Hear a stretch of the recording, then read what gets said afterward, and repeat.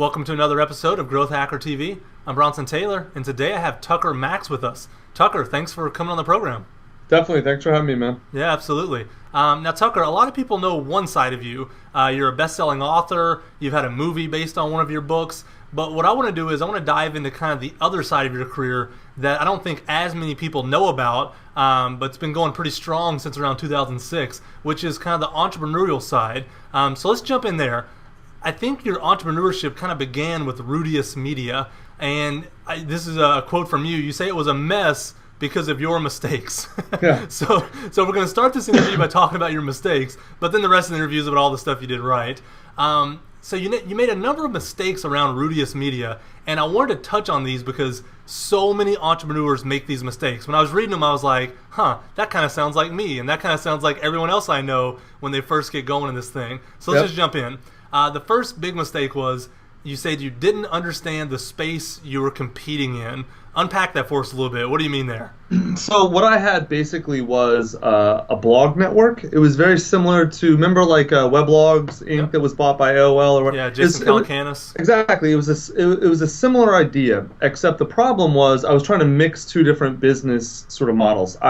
It was a blog network that wasn't sort of news, quick updating, lots of posts. It was more content that was entertainment based. It was sort of like imagine maybe sort of like Paul Graham essays or things like that were either funny or intellectual or whatever. And I was trying to apply the economics of a Weblog Inc. type Gawker Media type model to a different sort of content, and I just didn't really understand that the two models have very different economics, and you can't apply one to the other. You know, you can't treat a software company like a concrete company. They can both work, but not as not together. Yeah. Do you think that you have to be in the industry a little bit before you go and start your own thing, or do you just have to be a student of the industry at least? Yeah, I don't think you necessarily. It depends. So if you're going into a very complicated industry that's very difficult to understand and that appears to be one thing but is actually something else, which most media industries actually are, then I think you really should be, at the very least, a student of the industry. But here's the thing. I don't think you can be a student of those industries without being in those industries. Yeah. Because to learn like how the economics of media really work, it requires what's called tacit knowledge, which is very different than sort of maybe what most people would call like school or sort of book knowledge. And there's very little out there that explains how economics of specific industries work. Like I'm a mentor in consumer products incubator right now, and the stuff that we teach and we talk about in the consumer products incubator, I would say at least 50% of it I've never seen written anywhere in any way, shape, or form, because the people who understand the tacit knowledge about consumer products are generally people running consumer products companies or working in consumer products companies. They're not people writing about this stuff.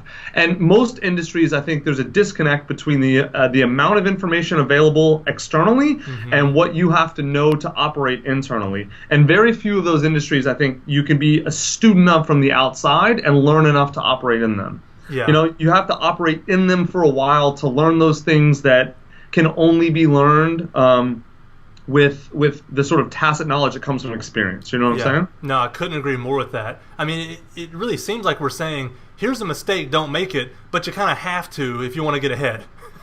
Yeah, I mean, sort of. You can go into an industry and not know anything, and as long as you know you don't know anything, and you take the perspective that, okay, I have to learn this, and I have to learn it quickly, and I have to learn it from people who know, not from reading, posts on Medium or something, or books about it. You can learn a lot from books, but you can't learn everything. Sure. And as long as you understand that, then you can be a student. But I guess here's the distinction. You have to be an active student in the field as you learn the field. It's almost impossible to learn from the outside. And you know what's interesting about that is when you're actually in there, doing the tacit knowledge you talked about, when you read something that applies, you actually have a category to put it in your mind to remember it. When you're just learning for the sake of learning, a lot of information passes through your mind, but it doesn't stick because you're not using it that day in a really relevant way, right? Oh yeah, absolutely. It's hard to see. Well, think about this. Like, I mean, think about it like a jigsaw puzzle. Like, if you look at individual pieces of jigsaw puzzles, they don't mean shit, right? Yeah. You actually have to have the entire puzzle in front of you. Even if it makes no sense in front of you, then a piece can start to make sense because it connects to another piece, which then connects to another piece, and all of a sudden you've got an edge. Yeah. Then from an edge you can work outwards because your pieces are going places, right? Yeah, absolutely. It's like a kind of like a reflexive equilibrium. Like, your knowledge influences your doing influences your knowledge, and they work together, but you can't isolate the two. Now, another big thing you said you messed up with was you picked a business model with no chance of success. And you already kind of mentioned you were applying the economics of one situation to another. Talk about business model for a minute, because business models, I think, should be talked about all the time. And it's almost like we just kind of tack them on to the end of the discussion, when isn't that the heart of the business? Yeah, the problem for me was I was publishing essentially online content that was that the only way to monetize the content that I was publishing was sort of like set piece, either. So let's just take my stuff as an example. Even though it's not the best example, it's a good enough example because most everyone I was publishing was stuff that was similar in economics to mine. The only way to really make money on sort of entertainment based content online that's not where you're not posting a ton is to use that entertainment to get attention to sell other things, or you have to own the IP of that entertainment content and leverage it to do other sort of things where you can make money, like make TV shows or sell books or whatever, right? And so essentially entertainment creates eyeballs or customers that can be monetized in ancillary ways.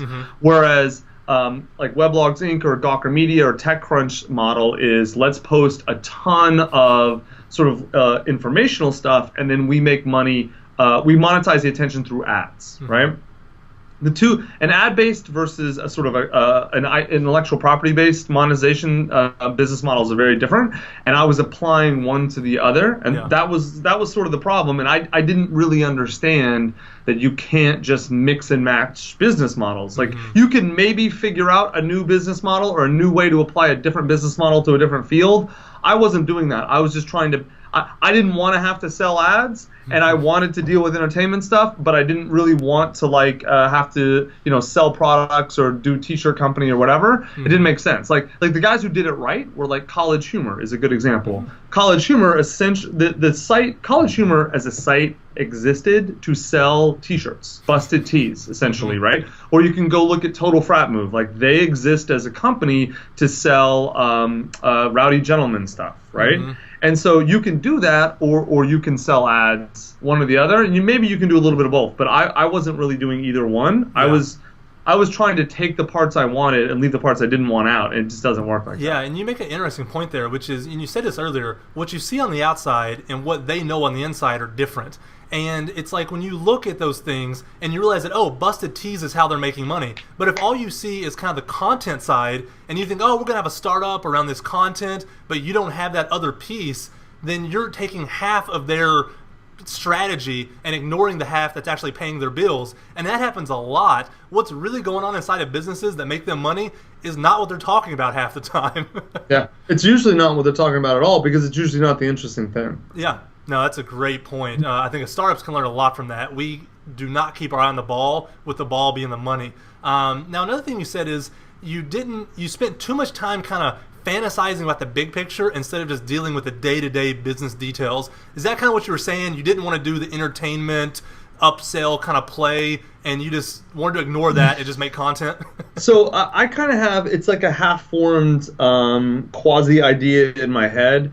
And I'll kind of tell you what I think it is, and I don't have a lot of support or evidence for the direct evidence, but I think this is true. I think a lot of people who start companies or become entrepreneurs do it to address emotional or psychological needs they have that having a company will address, and it has very little to do with actually the company itself. That's changing, I think, a lot in the last 5 or 10 years. You're getting a lot more people into entrepreneurship who aren't like that. But I think if you actually go and look at the history of entrepreneurship in America in the last 100 years, I think you'll notice that a lot of the people who start companies are either like serious type A people, or they have serious sort of psychological issues. The psychological issues, like holes in their soul, they're trying to fill with success, and the way they do it is starting a company. Or you have like narcissists who want attention, which is like, you could probably say that I partially fit into that camp. Not partially, but a little bit.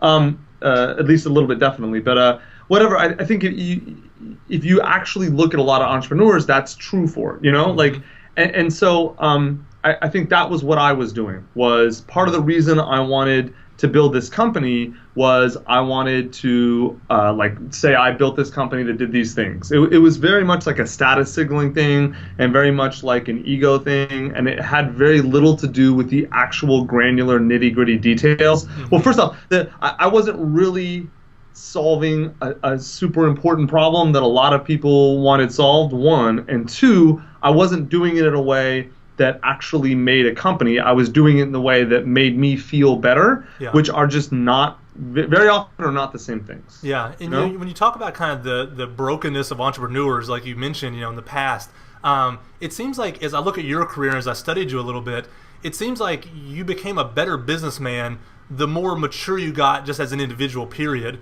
Is that fair to say that those things just correlated in your life? Well, I think there was also causation too. I think the more that I failed, failure is like, people talk about failure being important all the time, and I think people really don't understand why. But the reason why is because failure can just be failure. But if you take failure and use it for what it should be, which is a unarguable corrective mechanism, if you look at it for what it is, like, I fucked up and I have to find out why. And then it forces you to strip all your bullshit and lies you tell yourself away and to look at the real reality. If you do that, then failure makes you better. If you don't do that, then you're probably just going to repeat your mistakes. So that's my failures.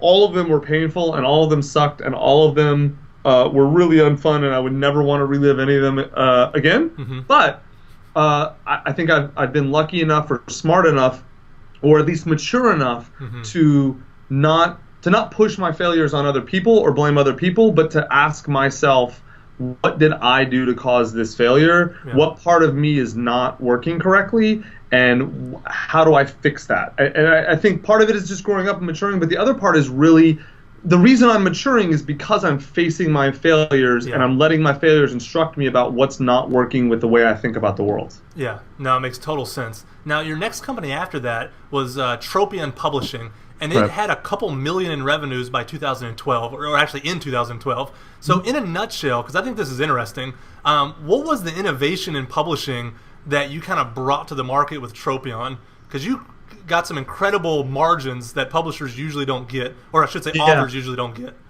Well, so it's funny, like, no one's heard of that company, because instead of worrying about creating a company that that gets a lot of attention, I worried about creating a company that actually made money.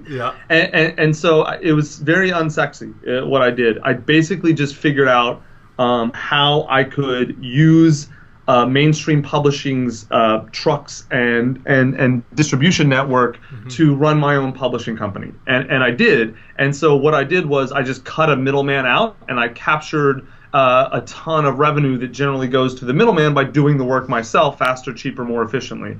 And so that's all that publishing company is. It's not... It's funny, like, I wrote a piece about this in Huffington Post that explained exactly what I did with my publishing company, and all these people thought it was so amazing and it was this innovation. It's actually really not an innovation. It's just cutting a middleman out is all it is. But it's a lot of work, so you took upon the work. That's innovation. Yeah.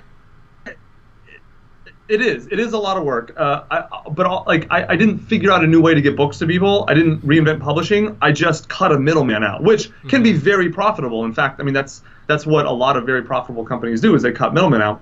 But that's all I did, man. Yeah, no, but I mean, it's still a great company, though. And let me ask you this, because I understand how that it works for you as an individual author, because obviously if you keep all those margins, I mean, your return just goes through the roof on a book. How do you bring in other authors? Do you just, by cutting that middleman out, there's so much pie that now you can give them more and keep more for doing it for them? Is that kind of how that worked? Sort of. I don't run. I sold Tropian because I didn't want to run a publishing company, and I could. I could absolutely turn that company into just a better version of HarperCollins or whatever. But the margins in publishing really kind of suck, and it's really an unfun business to be in a lot of ways. Yeah. And it's just a lot of work for not a lot of money. So I ended up selling that to another company called Lioncrest because they wanted to be in that company. And then ironically enough, I left the company. They ended up sort of shutting the company down. I went back in and bought the Lioncrest Tropian name back for almost nothing. And now I think I might actually reopen Lioncrest, but I'm going to take a totally different sort of take on publishing. It's more going to be like, because there's no reason. Traditional publishing is, I'm a publisher, I give you money as an author, I buy basically your manuscript and I own your manuscript, and then I try and sell it as much as possible, and then I give you a small royalty, right? I think the arrow should go the other way around. I think the author should put up the money. The author should own most of the profits, and the author should hire professionals to help them in each stage of the process with the things that they're not good at, right? Yeah. And so what I'm going to turn, I think, Lioncrest into is essentially a publishing consultation, publishing consultant, and a few publishing services.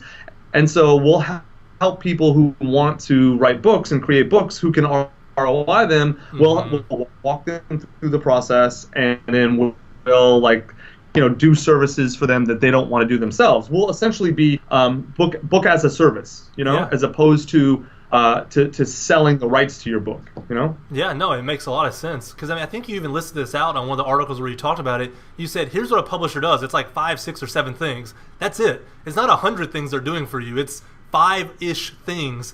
And you looked at them all and you said, I can do all those except for the trucks and the distribution and just getting the product to the right place. And so if you do all the rest for someone else, it's a business. Yeah, the only thing at this point, the only thing a publisher can do, they can do 2 things that are hard to replicate. If you need a lot of money up front, they can give you an advance, but they don't give advances to many people. And the other big thing they can do is they can get your book in bookstores, right? That's very hard to do. And the funny thing is, there just aren't many bookstores anymore, and most people at this point are selling the majority of their books online. A, and B, if you look at a book as sort of a book as a business card, or a book as a lead gen, or a book as a way to establish authority, you look at a book as a piece of media that you can use to monetize other types of media or help achieve other business goals. It's very easy to ROI a book, so you can kind of look at it from a different perspective, and that's the way that I think that's sort of the future, at least the dominant future of publishing, not the only future. Sure. And so that's the company that I think we're going to build. And if you look, now I'm not making the mistake, the mistake I made before. Now it's everything we do is for money. We're putting no money up, but people are paying us to help them achieve their goals that they think they can get an ROI in publishing. And so with Rudius, we talked about a lot of your mistakes. Tropian, things went well. And so what are some of the takeaways from Tropian of okay, these are the things we did right that now it's kind of in your repertoire that you're rolling into new things always? The big lesson was understand your model up front, understand exactly how you're going to make money, understand exactly what you need to do to make money, have a very clear path forward, and then spend every single day getting up and executing a few things on that path. If you have 100 things you have to do to build this company, if you can do 1 or 2 every day, then you're gonna have, you're gonna do great. You don't have to do the whole thing at once. Yeah. And then the other big thing I think I learned is, this is not maybe something I did right. I think it's maybe something I did wrong. Is I learned as I went on, I didn't want to be in that business. So I think the thing I should have done at the beginning is I should have said, if I turn this into the business I want, what's it going to look like? And then, is that something I want to do? Is that how I want to spend my time? And I didn't realize until after I had built it that once you build a publishing company, it's essentially a lot of busy work and office work and administrative work. And I fucking hate that. And I didn't really think of it because I thought, oh, having a publishing company, this will be, I thought the same thing you said. This will be so innovative and so sexy. And then I got there and I'm like, ugh, this is the worst. I don't want to do this. I don't want to do administrative work, you know? Yeah. So now the lesson I'm learning now as I go forward with Lioncrest is we're building a company that has very little to almost no administrative work. And instead, we're selling information, expertise, and management to authors who don't want to do those things because that's very easy for us to do and requires very little time. So it seems like with Rudius, you kind of learned product market fit matters, that you have to have something the world needs. With Tropian, you learned there's also a thing called founder product fit. It has to be a product that matches you. So now you've kind of gotten two really important things under your belt. Now, we'll talk about your newest company in a second, but let's talk a little more about Lioncrest, because they bought Tropian, and then eventually you came on and did some things with Lioncrest, became involved again, and you had some weird, bad, sort of good experiences with partnerships there. Talk to me about how Lioncrest kind of went sideways and what you learned from the partnership experience there. Yeah. So the partners, the guys who bought the company or bought my old publishing company were Ryan Dice and Perry Belcher. They own Idea Incubator, which is they do a lot of internet marketing. They run the Traffic and Conversion Summit. They do stuff like that. Yeah. And they're pretty big internet marketers. And they're smart dudes, and they really they know what they're doing. But my approach is always we need to do great content at first, and then we'll market it after that, right? And then we'll make money off of that. And their approach is sort of the opposite. Like they're like, let's just do decent content. Let's make sure it's sort of acceptable, and then let's market the hell out of it and sell the hell out of it. And so what would happen is it was like in our minds, the reason we got together is because we envisioned a world where I focus my 80% on content and it's amazing. They focus their 80% on sales and marketing and that's amazing. But what ended up happening is we argued so much over what was good, what was good enough to sell and what wasn't good enough to sell. And like I wouldn't put my name on the stuff they wanted to sell, and they thought I took too long and was too frustrating, like in terms of what I thought was okay to move and what wasn't, and to put our names on what wasn't. So it was just sort of like it was two very different philosophies. I don't think either one's wrong. I just think they're so different that they didn't work in combination. Yeah, I mean, in theory, it sounds perfect for someone to focus purely on content who's good at it like you, and someone focused purely on marketing who's good at it like them. I mean, those are known quantities. It's a fact that you're good at content and they're good at marketing in the world. So do you think that it's still a good theory for people to try if you get the right characters together, the right people, they mesh the right way, that there's still something there, or there's something more fundamental that's broken about it? No, I think it's really good. I think that the thing you really have to think about when you're meshing sort of different founder teams or different people is basic philosophy. It's not skill sets. I think are easy to see if they align or not. I think the problem is sort of how do you view the world, you know? And you need to make sure that your the basic sort of foundational views of the world need to line up with your founders, because if they don't, then the way you make decisions and what decisions you make will be fundamentally different, and then that will be your focus. Instead of making this decision and then executing, you're just arguing over the decision over and over and over and over and over. Yeah. You know? No, it makes sense. So now your latest kind of company is StoryArc.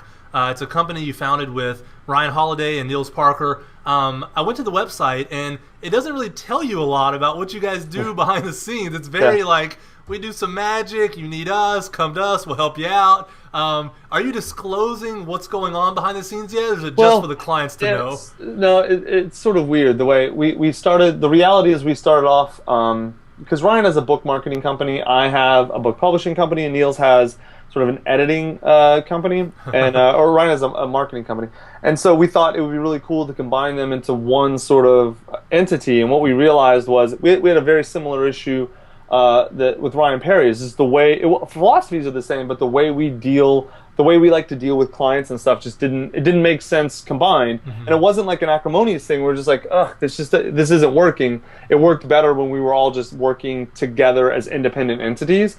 So what StoryArc actually turned into, we were going to make it sort of like a 21st century sort of media publishing and marketing company.